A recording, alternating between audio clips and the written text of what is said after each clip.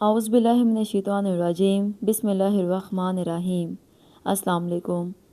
آج ہم اس ویڈیو میں بات کریں گے سورہ سجدہ کے بارے میں۔ اللہ تعالیٰ کی بہت پیاری سورت ہے۔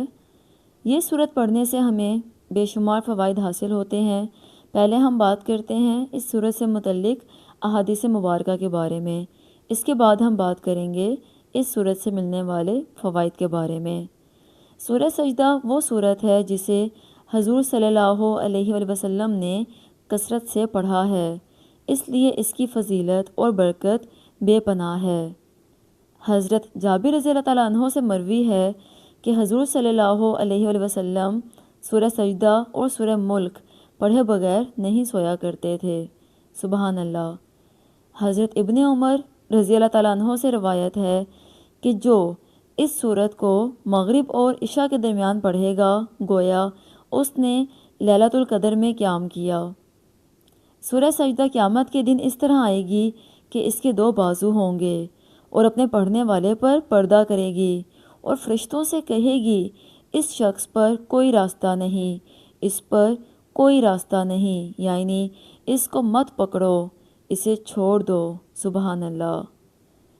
حضرت ابو ہریرہ رضی اللہ تعالیٰ عنہ سے روایت ہے کہ حضور صلی اللہ علیہ وآلہ وسلم جمعے کے دن نماز فجر میں سورہ سجدہ پڑھا کرتے تھے۔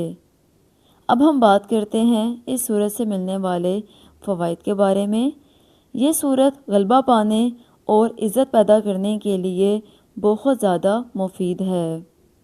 اگر کوئی شخص ملازمت کرتا ہو، اس کے افسران بالا اس سے خفگی اور سختی سے پیش آتے ہوں تو اسے چاہیے کہ 7 روز تک بعد نماز فجر اس سورت کو 3 مرتبہ روزانہ پڑھے۔ انشاءاللہ افسران بالا بے حد مہربان ہو جائیں گے۔ یہ سورت شفا یابی کے لیے بھی اثرات رکھتی ہے، اس لیے اس سورت کو 3 مرتبہ پڑھ کر مریض کو پانی دم کر کے پلانا مریض کی صحت یابی کی دلیل ہے، اور اللہ اپنی رحمت سے مریض کے صحت یاب ہونے کا ذریعہ بنا دے گا۔ اگر کسی شخص کو مخالف فریق نے مکان، زمین یا جائیداد کے مسئلے میں بہت زیادہ پریشان کر رکھا ہو، اسے چاہیے کہ 21 روز تک اس سورت کو روزانہ بعد نماز عشاء 11 مرتبہ پڑھے۔ انشاءاللہ اسے مخالفوں سے ہر طرح کی پریشانی سے نجات مل جائے گی۔ اگر آپ کو ویڈیو پسند آئی ہو، ویڈیو کو لائک کیجیے گا، اور اگر آپ کسی وجہ سے پریشان ہیں تو آپ مجھے کمنٹ باکس میں بتائیے گا۔ انشاءاللہ میں اپنی اگلی ویڈیو اسی سے متعلق بناؤں گی۔ اس طرح کے مزید ویڈیوز دیکھنے کے لیے میرے چینل کو سبسکرائب کریں۔